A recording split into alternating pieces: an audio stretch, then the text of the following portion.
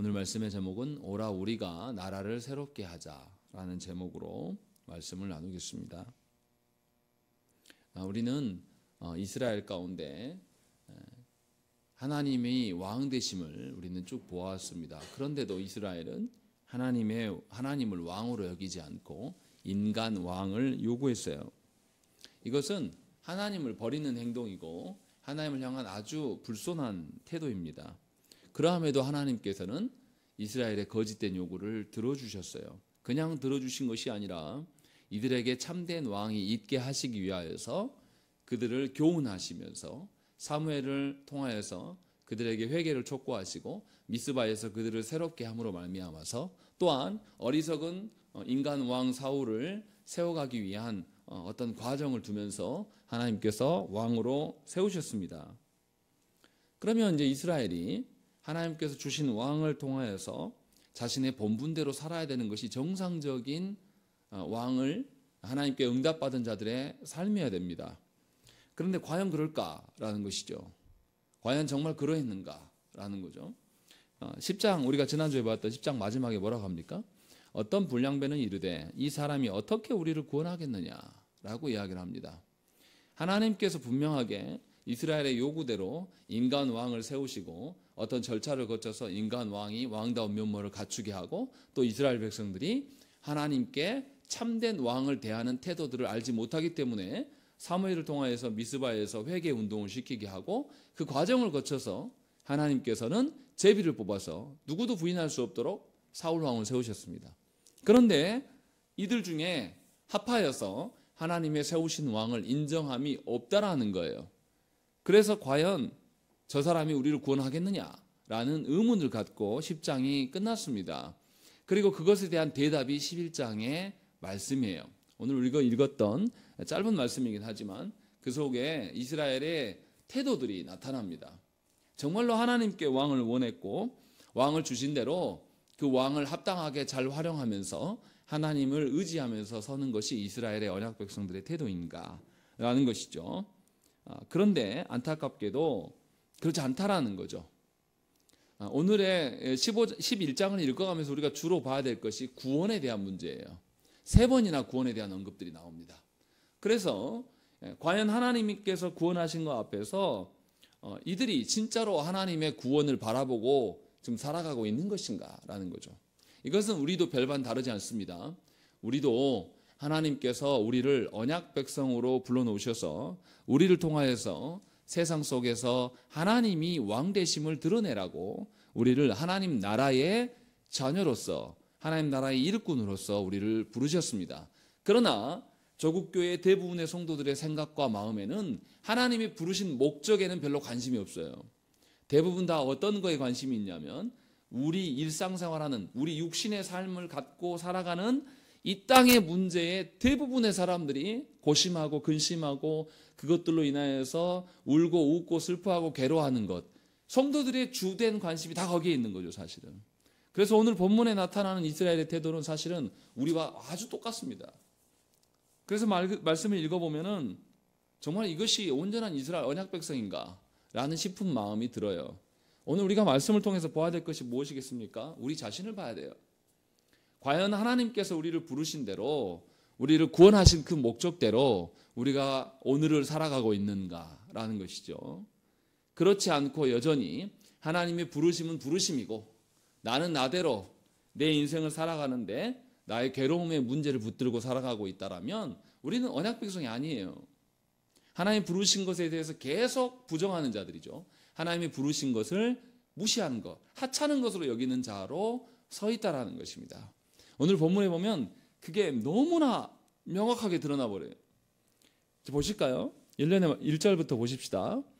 암몬 사람 나하스가 올라와서 길르앗 야베스에 맞서 진침해 야베스 모든 사람들이 나하스에게 이르되 우리와 언약하자 그리하면 우리가 너를 섬기리라 라고 이야기합니다. 암몬이 이스라엘 길르앗 야베스에 쳐들어왔어요. 길르앗 야베스는 요단강 동편 땅이에요. 처음에 이스라엘이 가나안 땅의 동쪽으로부터 이렇게 들어와서 점령해 갈 때 요단강 동편을 먼저 점령합니다. 그래서 세 지파가 두 지파 반이 그것을 차지해요. 그 지역으로 암몬이 쳐들어온 것이죠. 그런데 암몬이 처음 들어온 게 아니에요.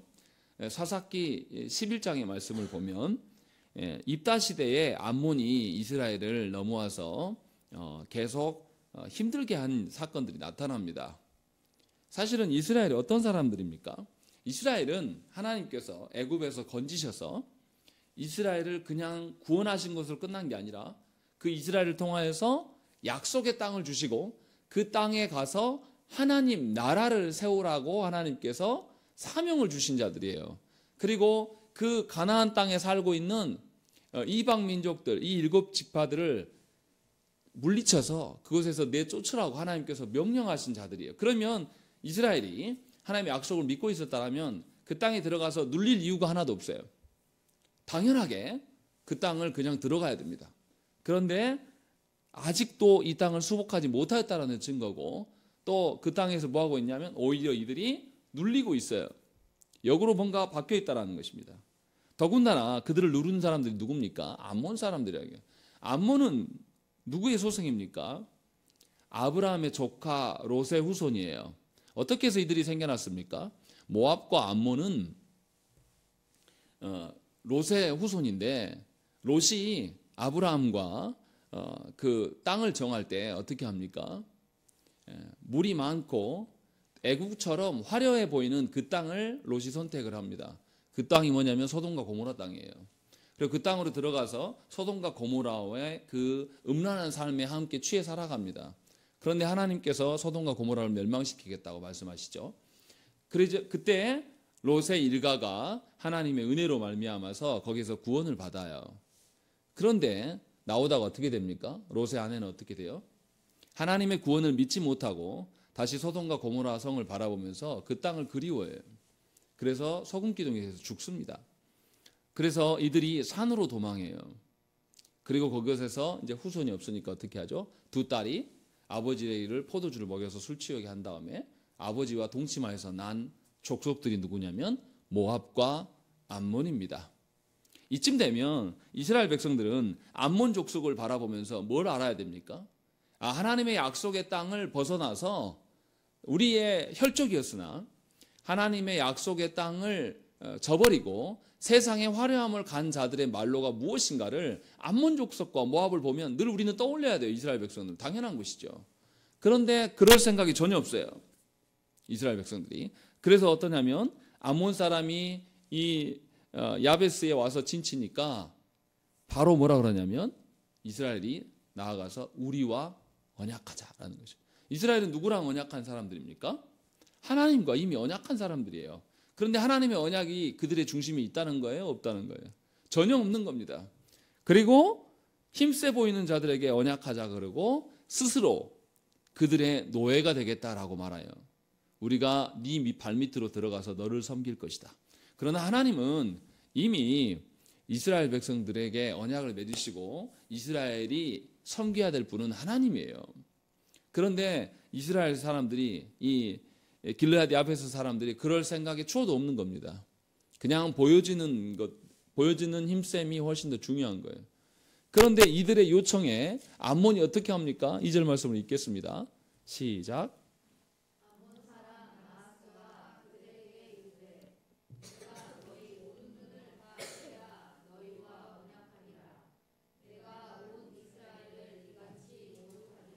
예, 그냥 언약을 맺고 스스로 우리가 노예가 되겠다라고까지 했는데 나하스가 뭐라 그러냐면 아니 나랑 언약하려면 너네 오른쪽 눈을 다 빼야 돼. 너희만 그런 게 아니라 온 이스라엘에게 모든 오른쪽 눈을 뽑아버리겠다라고 이야기를 합니다.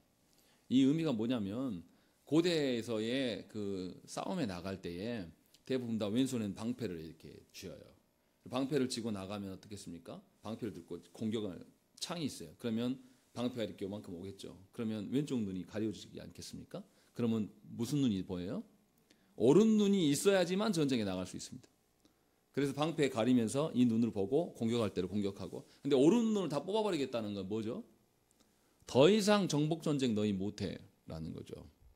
그리고 너희들만이 아니라 이스라엘 전부가 다시는 이 암몬에게 대들지 못하도록 너희 눈을 싹 뽑고 난 다음에 언약을 맺겠다라고 하는 이야기예요. 이 말의 위험성이 무엇입니까?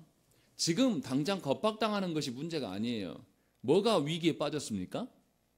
하나님께서 이스라엘 백성들에게 가나안 땅을 약속을 주시고 그 땅 안에서 이방 민족을 다 어떻게 하라 그랬죠? 몰아내라 그랬어요. 정복 전쟁을 통해서 이방 땅을 다 몰아내야지만 그 땅 안에 하나님 나라를 세울 수 있단 말이에요. 하나님의 그 사명이, 하나님의 약속하심이 지금 이 암몬 사람들로 인하여서 위기에 처해 있는 상황이에요. 그런데 이 야베스 사람들이 그 위기에 대해서 생각을 합니까? 그럴 위기에 대해서, 하나님의 언약에 대한 위기는 아무도 생각하지 않습니다. 그냥 자신들이 처해 있는 위기만을 생각하는 사람들이에요. 그래서 뭐라고 답합니까? 이렇게 수치스러운 일을 당하는데도 3절의 말씀은 야베스 장로들이, 야베스 중에서도 그나마 지도자들이 그에게 이르되 우리에게 이르 동안 말미를 주어 우리가 이스라엘 온 지역의 전령들을 보내게 하라. 만일 우리를 구원할 자가 없으면 네게 나아가리라 라는 것이죠. 장로들의 수준이 이 정도라는 거예요. 하나님의 언약에 대해서는 아무 관심도 없고 일단 자기들이 살 길이 더 먼저예요. 눈 하나 뽑히더라도 살아야지. 그래서 이스라엘에게 도움을 요청할 만큼 7일을 기다려달라고 요청해요. 이 말이 뭡니까? 이 암몬 사람들이 와서 하나님의 언약을 떠나서 세상에서 하나님의 심판으로 인하여서 거의 멸함을 당할 뻔한, 그들 가운데서 태어난, 불의한 방편으로 태어난 그 족속들이 나와서 자신들을 짓밟고 있는데도 하나님의 언약이 훼손되는 것에 대해서 놀라는 자가 없어요. 그리고 도리어 그들에게 요청해요. 7일만 시간을 주세요 라고 요청합니다. 그런데 암몬 사람들도 어떻게 합니까? 시간을 줍니다. 왜 주겠어요? 이스라엘 백성들이 아주 허약하고 아주 허망한 존재들이라는 걸 알고 있다는 거죠. 왜 이렇게 되었습니까? 이스라엘 백성들이 하나님의 언약을 잊어버렸기 때문이에요. 이스라엘 백성들이 하나님이 주신 사명대로 살지 않기 때문에 세상이 이스라엘을 우습게 여기는 겁니다. 조국교회 성도들이 왜 세상에서 존중받지 못합니까? 우리의 본분을 잃어버렸기 때문이에요. 우리의 본분인 하나님 나라가 우리 가운데 임할 것, 이 하나님 나라가 드디어 곧 오실 예수 그리스도로 말미암아서 온전히 세워질 것들에 대한 강력한 믿음과 우리의 소망이 없기 때문에 세상 사람들이 교회 알기를 아주 우습게 여기는 거예요. 여러분들도 그래서 가정 안에서, 일터 위에서 세상 사람들 앞에서 여러분들이 언약 백성임에도 불구하고 무시를 당하고 살아가는 겁니다. 그것이 이제 너무 많이 받으니까 이제 능숙해져 버렸어요. 그리고 오히려 우리도 어떻게 하냐면 세상 사람들의 방식으로, 그들의 요구 방식대로 살아가는 것이 온당한 인생이다라고 이렇게 살아간다는 것이죠. 그러니 그리스도인들이 머무는 곳에 하나님의 나라와 하나님의 언약과 하나님의 주권이 전혀 보이지 않는 거예요. 그러니까 그리스도인들이 있으나 마나한 존재인 것이고, 그리스도인들이 있고 조국 이 대한민국 안에 수많은 십자가가 있음에도 불구하고 십자가가 있는 곳에 하나님의 공의가 없어져 버렸어요. 그리고 심지어 이제는 정치권들이 교회를 가지고 놉니다. 자신들의 정치적인 표를 얻기 위해서 교회에 드나들고, 교회의 직분자들도 이 거짓된, 신앙이 없는 거짓된 정치인들이 교회에 들어오는 것에서 환영하면서 기득권층에 같이 매몰되어져 가는 거예요. 그러니까 세상 사람들이 더 이상 교회의 공의를 구하지 않습니다. 이것이 우리의 실체예요. 그런데 지금 그러고 있는 겁니다. 그래서 이들이 하나님의 언약이 훼손되는 것에 슬퍼하는 인간이 하나도 없어요. 오히려 자기들이 눈알 뽑히게 생겨서 그것 때문에 웁니다. 4절에 뭐라고 합니까? 이에 전령들이 사울이 사는 기브아에 이르러 이 말을 백성에게 전하매 모든 백성이 소리를 높여 울더니 라고 되어 있습니다. 아니, 하나님께서 왕을 세워주셨잖아요. 그러면 왕을 통하여서 싸울 도리를 해야죠. 근데 그럴 생각이 전혀 없어요, 이 사람들은. 그냥 자기들의 처지가 슬퍼서 괴로워만 하는 거예요. 하나님께서 우리에게 이 세상에, 이 대한민국 땅에 하나님 나라를 세우라고, 이 땅의 사람들이 하나님의 밥이다 라고 하면서 우리에게 정복하라고 하나님 주셨는데 도리어 우리가 세상에 밟히면서 거기서 눈치 보고 있는 겁니다. 사울도 엉터리예요. 사울도 하나님 왕으로 세우셨는데 뭐하고 있습니까? 5절 말씀 읽겠습니다. 시작.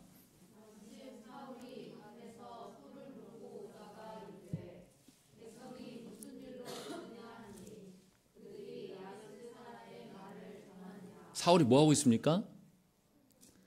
밥 깔고 있어요. 밥 깔고 오다가 이 소리를 들었다는 거예요.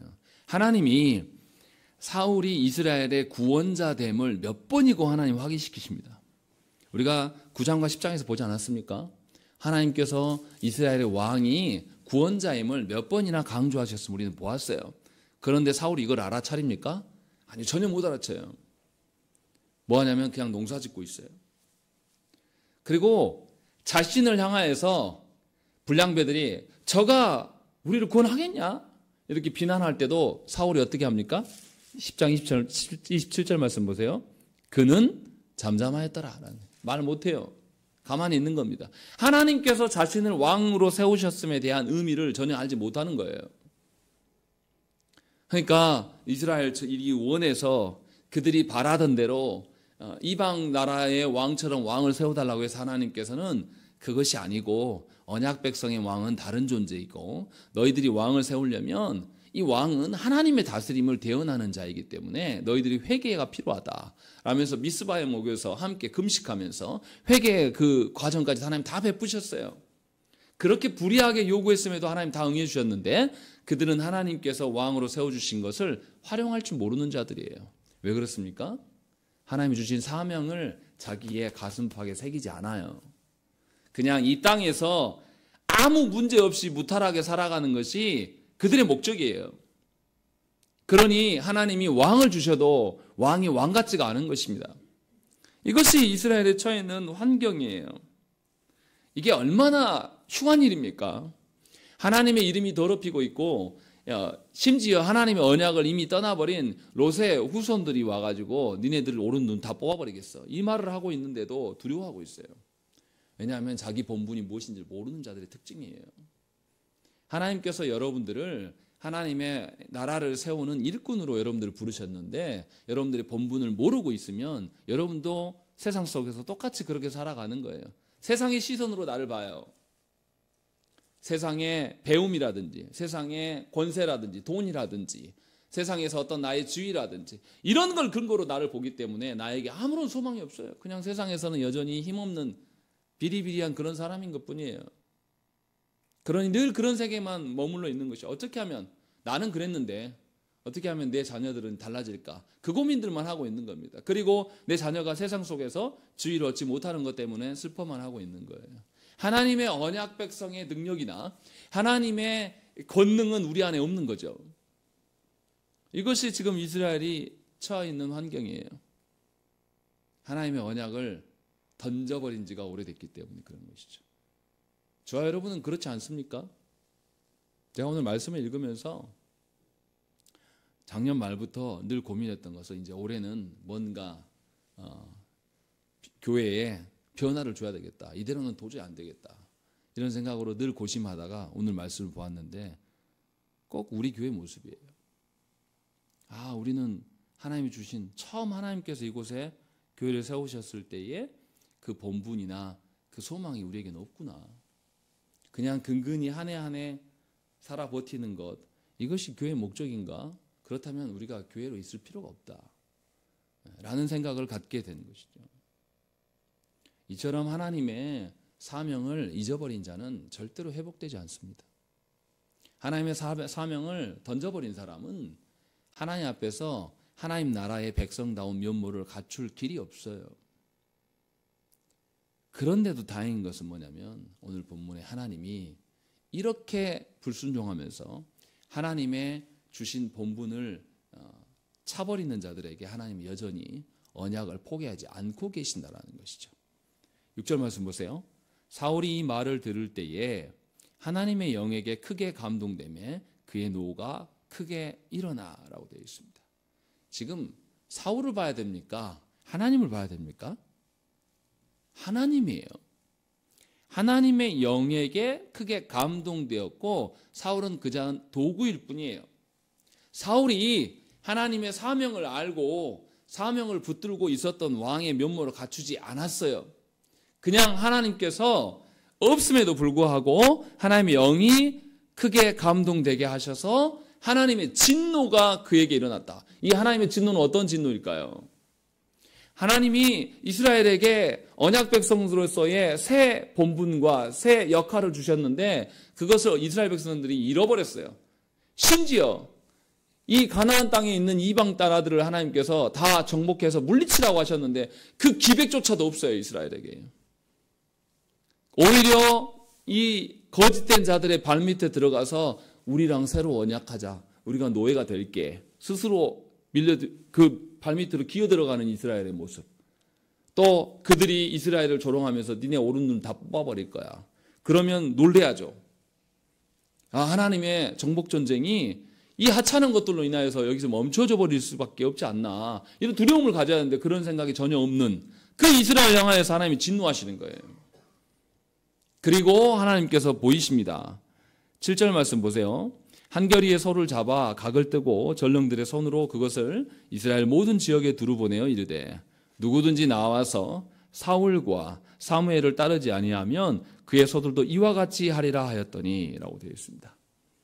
분명하게 하나님께서 사울에게 역사하셔서 이 사울이 농사지었던 두 소리를 가지고 각을 떠가지고 다 이 모든 지파에 다 뿌렸어요.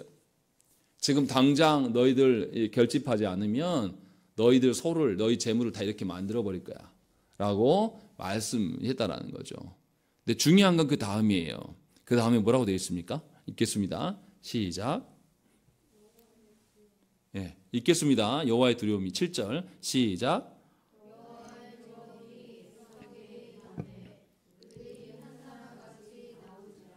뭐가 임했다고요? 여호와의 두려움이 그들에게 임했다라는 것이죠. 하나님의 언약에 대해서 아무 관심도 없는 그들에게 하나님께서 하나님의 그 어미로우심, 하나님의 경외로움을 그들에게 보여줬다라는 거예요. 그러자 그들이 드디어 한 사람같이 나왔다라는 거예요. 이 말은 무엇입니까? 하나님께서 처음 언약 백성에 그 언약을 주셨던 것처럼 다시금 이것을 하나님께서 겁주심으로 하나님께서 진노하심을 보이심으로 말미암아 이들이 이것을 깨닫고 주 앞에 서게 됐다라는 거예요. 그래서 나온 자가 얼마라고 말합니까? 8절에 보시면 이스라엘의 자손이 30만이고 유다만 3만이 나왔다. 몇 만이 모인 겁니까? 33만이 모인 거예요. 그러면 이스라엘 백성들이 암몬을 이길 수 있다라는 거예요. 이길 수 있는 능력이 있었다라는 겁니까? 없었다라는 겁니까? 이미 그런 능력을 갖고 있었던 거예요. 그런데 그 능력을 발휘하고 싶은 생각이 전혀 없어요. 왜요? 자신의 본분이 무엇인지를 몰랐다라는 거예요, 이스라엘 백성이. 능력이 없어서 압제당하는 게 아니라 하나님의 언약이 없기 때문에 그들이 세상에서 멸시받고 천대받고 세상에 발밑으로 기어들어가는 형국에 있었다라는 거예요. 사무엘서 저자는 지금 우리에게 그것을 말해주고 있는 겁니다. 이스라엘 백성이 수가 없어서 능력이 없어서 짓밟힌 것이 아니라 그들이 하나님의 본분을 잊어버렸기 때문에 하나님의 언약 앞에서 신실함을 다 버려버렸기 때문에 그들이 이렇게 붙잡힐 수밖에 없는 거예요. 그래서 하나님께서 하나님의 그 두려움, 하나님의 경외하심을 그들에게 보여주니까 그때서 그들이 반응하면서 나오기 시작한 거예요. 하나님이 얼마나 그들을 교만하고 고집스럽고 더럽게 불순종하는 그들을 향하여서 하나님께서 불쌍히 여기십니까? 이것이 하나님의 은혜이고 다행스러움이에요. 조국 교회가 이 조국 대한민국에서 계속 욕을 먹는 이유가 무엇입니까? 여러분들은 경험이 없으세요. 우리 젊은이들은요, 예수 믿는다라면 커밍아웃 수준의 발언을 해야 돼요. 친구들한테 그런 외면을 당해야 됩니다. 예수 믿으면 맹목적이고 멍청하고 그렇게 지혜 없는 인간 취급받아야 됩니다. 우리는 그렇게 안 살았지 않습니까? 여러분들이 교회 다닌다면서 그렇게 여러분들 대접받은 적 없잖아요. 우리 자녀들은 그러고 있는 거예요. 누구 때문에? 우리 때문에요. 우리가 하나님의 언약을 버려버렸기 때문에 하나님께서 주신 사명을 우리 입과 마음에 담고 우리의 생활 터전 위에 세우지 않았기에 우리의 자녀들은 이제는 그런 형국 속에서 살아가고 있는 거예요. 그래서 우리 자녀들에게도 물어보면 반에서 신앙생활 하는 사람들이 거의 없어요. 자녀들이. 있어도 말하지 않습니다. 왜냐하면 말하면 창피한 일을 당하기 때문에. 그것이 지금 이스라엘의 현실이에요. 다행인 것은 하나님께서 이스라엘을 치시지 않고 이들에게 다시금 기억날 수 있는 기회를 하나님께서 만들고 계신다라는 거예요.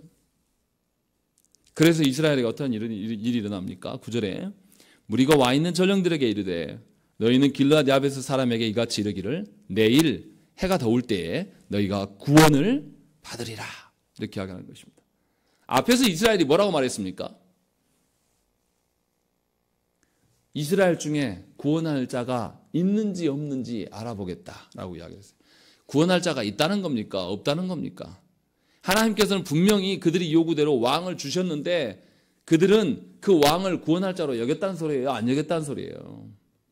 하나도 여기지 않는 거예요. 하나님의 말씀을 통해서 선지자 사무엘을 통하여서 회개운동을 일으키게 하시고 다시금 주 앞에 돌아오라고 말씀하시는데 회개하는 인간이 없는 거예요. 하나님의 살아계심은 하나님은 계속 보이시지만 이들은 하나님의 사명 앞에서 구원이 없다고 말하는 자들이었어요.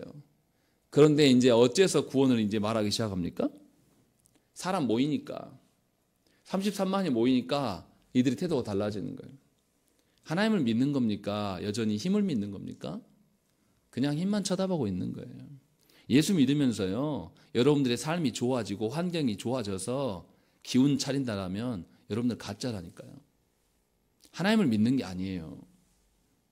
내 환경과 상황이 안 바뀌어도 하나님 때문에 내가 위로를 받고 하나님 때문에 내 눈물이 사라져가고 고통 속에 있을지라도 하나님이 계시기 때문에 내가 찬양할 수 있게 되는 것, 그것이 믿음이에요. 그런데 우리는 하나같이 무슨 이야기만 하냐면 하나님과 내 관계는 신경 쓰지 않으면서 다 내 환경만 이야기를 해요. 내 새끼들 환경만 좀 달라지게 해주세요. 이래야지만 우리가 마음이 편해요. 이게 믿음입니까? 믿음 아니에요. 한 번도 하나님을 신뢰한 적이 없어요. 그냥 자기 생각에 젖어 있는 겁니다. 그러니 하나님 나라의 사명들, 하나님 나라의 교회됨에 대해서 신경을 쓸 수 있겠습니까? 그럴 일이 없다라는 거죠. 그래서 계속 말씀드리는 게 여러분들의 자녀를 우상 섬기듯이 하지 말라라는 거예요. 하나님께 내오라는 거예요. 여러분들이 키울 수가 없어요. 이 말을 또 오해해서 들으시면 안 됩니다. 가르쳐야 돼요. 자녀들을 하나님의 말씀으로 바르게 가르쳐야 돼요. 그러나 그 변화를 주도하시는 건 하나님이시지 여러분이 아니라는 거예요. 그렇다고 해서 부모의 역할로 하지 말라는 겁니까? 아니요. 끊임없이 해야죠. 단 하나님께 맡겨두고 자녀에게 하나님의 말씀을 가르치는 것이지 내 뜻대로 되지 않는 것 때문에 슬퍼하거나 괴로워하는 것은 신앙이 아니에요. 분명히 오늘 본문에서 그것을 보여주고 있는 겁니다. 그러자 이제 야베스 사람들이 태도가 달라졌어요. 10절의 말씀 읽겠습니다. 시작.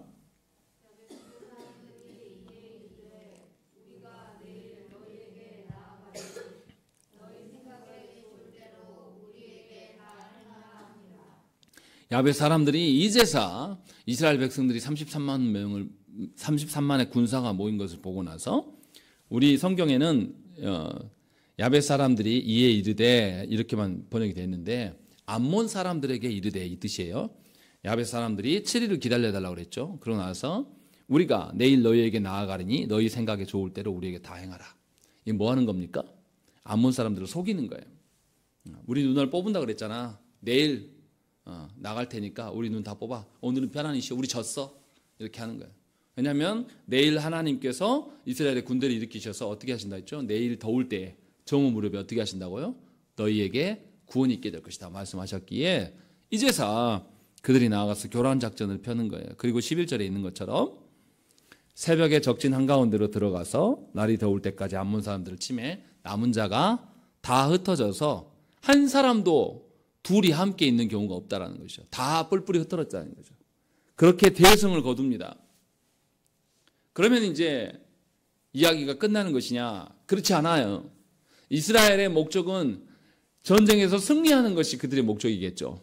그러나 하나님의 목적은 무엇이겠습니까? 이스라엘이 다시금 하나님의 언약을 기억하여서 자신들의 본분에 찾는 것이 하나님의 목적이에요. 그런데 이스라엘 백성들은 이제 기고만장이 시작합니다. 12절에 뭐라고 합니까? 12절 말씀 읽겠습니다. 시작.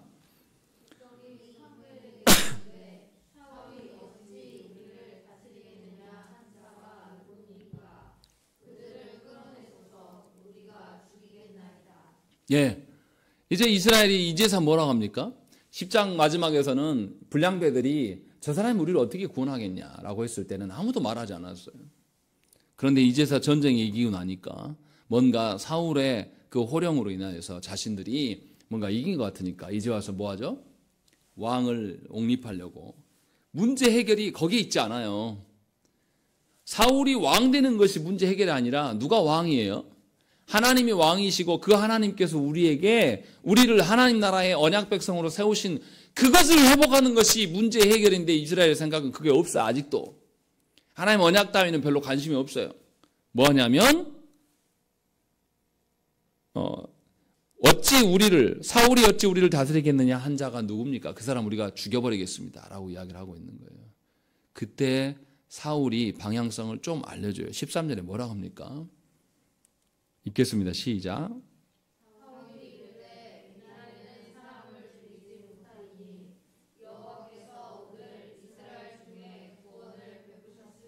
예. 그때까지도 이스라엘 백성들은 하나님의 구원을 보고 있다는 겁니까? 안 보고 있다는 겁니까? 아무 관심이 없어요. 이스라엘이 생각하는 구원이라는 것은 그냥 전쟁에서 살아남는 거예요. 그러나 하나님이 말씀하시는 구원은 이들이 다시금 언약 백성으로서 회복되어서 자신의 본분을 위하여서 살아가게 하는 것이 하나님의 구원이란 말이에요.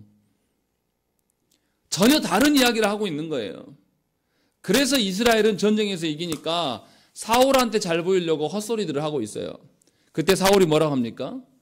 오늘 우리가 하나님으로부터 구원받아서 이스라엘 모두가 죽는 사람이 없었는데 하나님이 이스라엘 모두를 살리시려고 구원하셨는데 어떻게 우리가 감히 하나님의 구원하심 앞에서 누구를 죽일 수 있겠는가? 죽일 수 없다. 이야기를 하는 거예요. 그나마 사울이 좀 나아요. 그런데 이렇게 했다고 해서 이들이 달라졌습니까?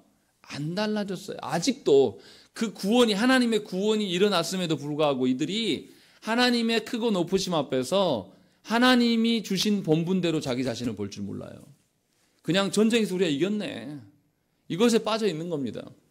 헛소리들을 하고 있는 거예요. 마치 우리가 하나님 나라와 의를 위하여서 구하고 그것 때문에 이루어지지 않는 것 때문에 슬퍼하고 괴로워하는 것이 아니라 우리 인생의 길에서 이 육신의 삶을 살아가는 그 길에서 힘겨운 일들, 괴롭게 하는 일들 이것이 제거되지 않는 것 때문에 슬퍼하는 것과 똑같다라는 거예요.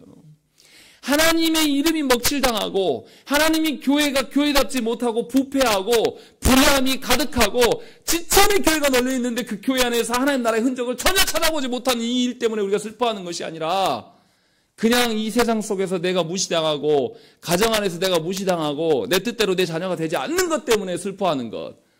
그것이 무슨 하나님의 언약 백성으로서의 회복입니까? 하나님과 아무런 상관없는 일이에요. 그런데 우리는 그런 일들만 목매고 있는 거죠. 하나도 달라지지 않아요. 여러분들의 인생길에 괴로움 가지고 하나님께 계속 주여 주여 구해봤자 그것이 진실로 여러분들의 본분을 회복시키는 일이 아니에요. 지금 그러고 있는 겁니다. 그래서 충격적인 이야기가 나와요. 사무엘이 뭐라고 합니까? 사무엘이 백성에게 이르되 오라 우리가 길갈로 가서 나라를 새롭게 하자라고 이야기를 합니다. 길갈이 어느 곳입니까? 길갈은 여호수아가 가나안 땅을 정복할 때에 처음으로 예배드리고 백성들에게 이제 너희가 떠돌이가 아니라 이 가나안 땅이 하나님께서 주신 약속의 땅이고 너희가 이곳에서 정착하여서 하나님 나라를 세우게 될 것이다라고 하면서 이스라엘의 이제는 떠도는 이스라엘이 아니라 정착하는 이스로서의 전환점을 맞게 하게 한 것이 길갈이에요. 그러니까 하나님의 정복전쟁이 아직 완결되지 않았음을 말씀하고 있는 것이고 그 본분들을 선언했던 것이 바로 길갈이란 말이에요. 이것에 와서 이제는 노예 생활 그만하고 하나님 나라를 세우는 것이 우리의 사명이다 라고 표출한 것이 바로 길갈이에요. 근데 사무엘은 다시 이스라엘 백성들을 그 길갈로 모이게 하고 너희의 본분이 바로 그러한 것 아니겠느냐. 여호수아 우리의 선배 여호수아가 그렇게 부르짖었던 그 길갈에서 우리의 본분을 찾아야 되지 않겠는가. 그래서 나라를 새롭게 하자라고 말하고 있는 거예요. 그런데 이스라엘 백성이 알아먹습니까? 15절 말씀 읽겠습니다. 읽겠습니다. 시작.